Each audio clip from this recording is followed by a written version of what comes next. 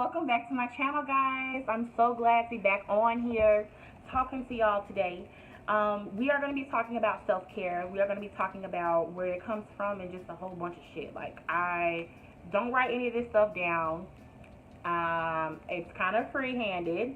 So if it comes off like, what the fuck is she talking about? Just know it makes sense to me up here, okay? We're going to talk about, starting off, a diamond, and I'm going to get to why we're talking about diamonds. We're going to talk about how diamonds are made, and I have an excerpt. This is an actual read. This is something I did look up. I'm not making this shit up. It says how diamonds are made. Everyone knows what a diamond looks like. A clear, polished stone with smooth facets, full of flash and sparkle. But not everyone knows that diamonds don't start out that way. It takes a series of special circumstances to turn a diamond in the rough into that brilliant gem glittering on your finger. Then it also gives you the different geological factors that also produce a diamond. It mentions that diamonds are deep into the earth. It also says that diamonds are unique because of the special conditions that create them. For all I'm reading, when I'm reading and skimming, I'm reading critical temperatures. I'm reading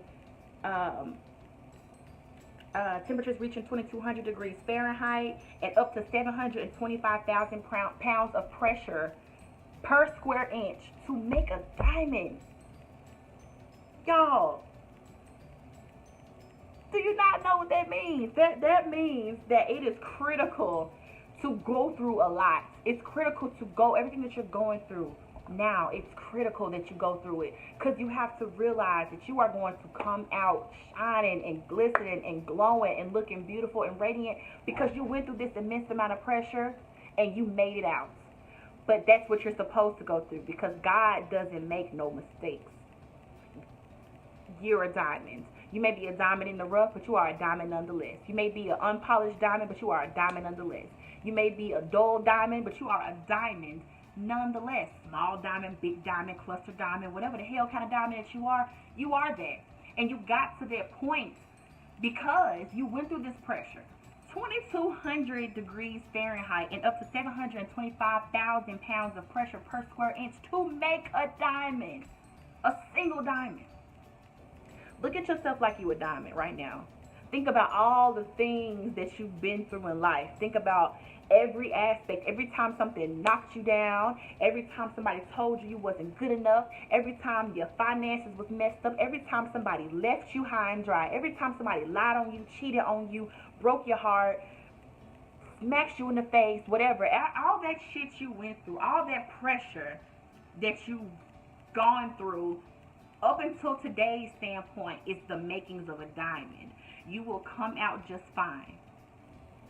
I want everyone to know that you will come out just fine.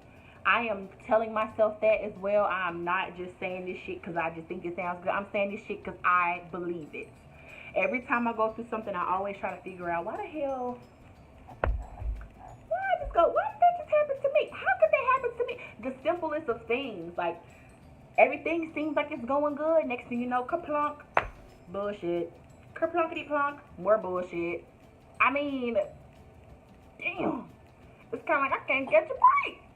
But to put back into myself, to make sure while I'm going through these pressures, to make sure while I'm having all this high intense temperature falling on me, all this craziness, all this shit that got me scatterbrained, I have got to invest in myself and put more into me and take care of me.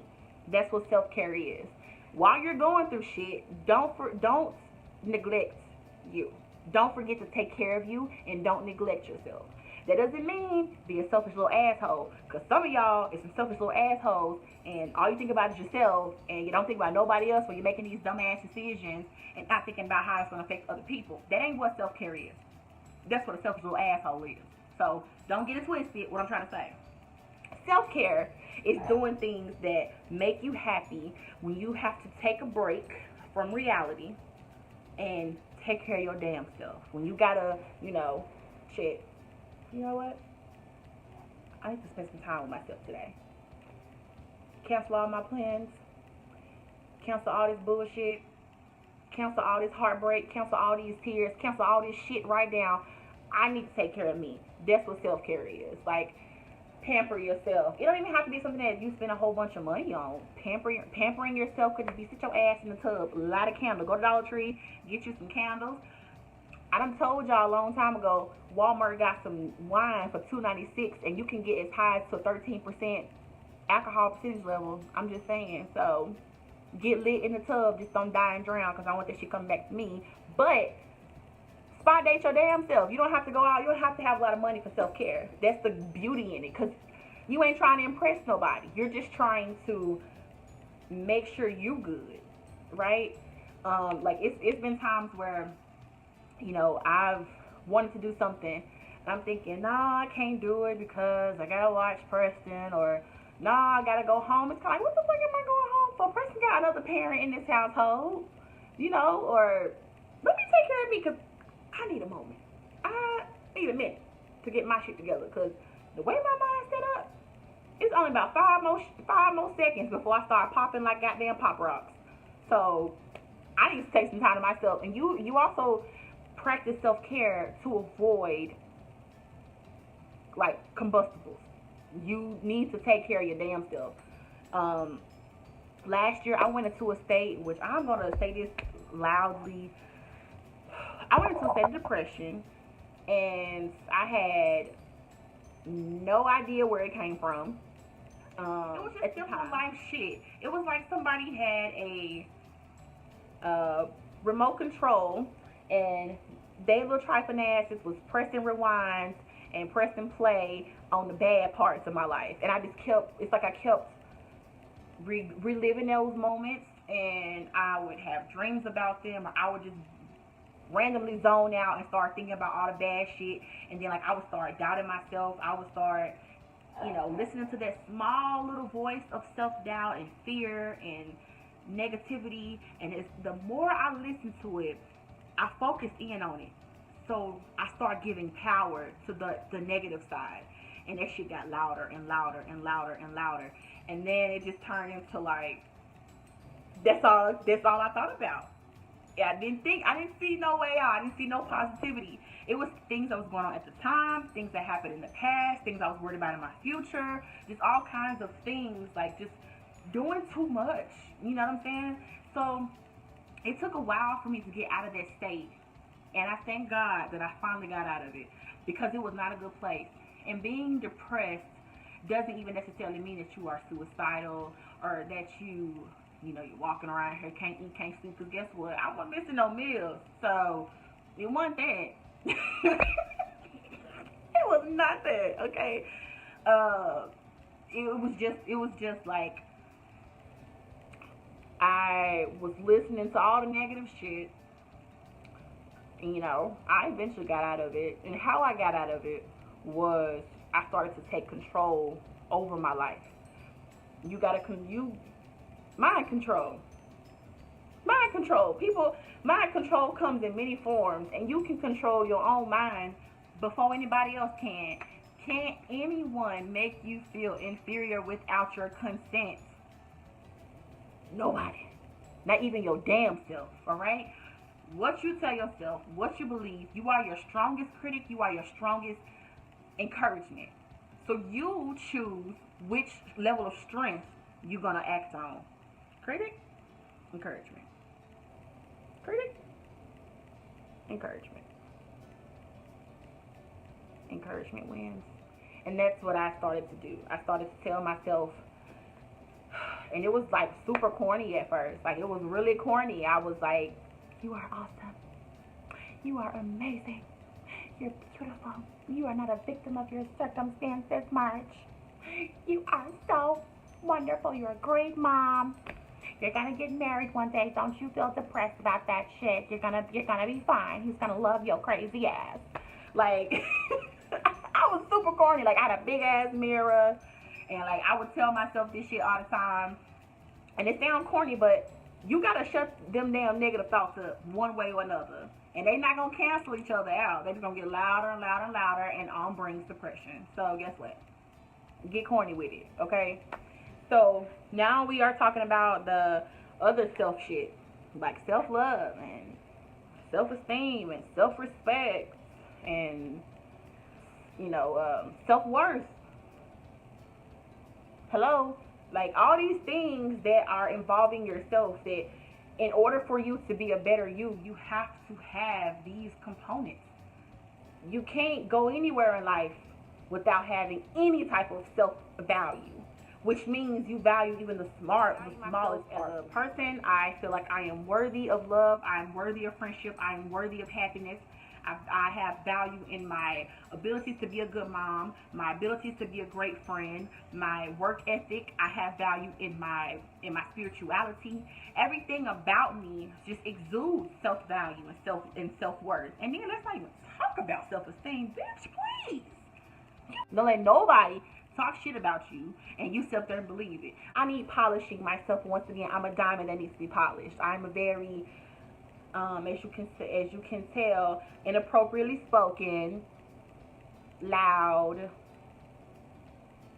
kind of obnoxious sometimes. That's just me. We're human. We feel. Everybody, we feel. We physically feel. We emotionally feel. We feel.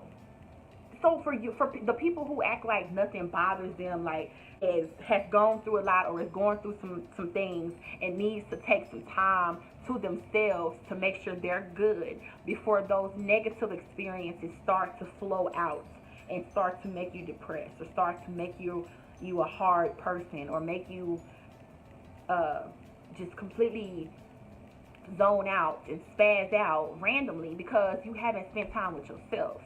Self-care is very important, and I can't stress this enough. Like, I saw it's like I was having an out-of-body experience last year when I went through a moment of depression, like I said, because I literally was just listening and replaying all the bad, or anticipating a lot of bad, and anticipating the things that I wanted out of life not coming to pass, or me failing.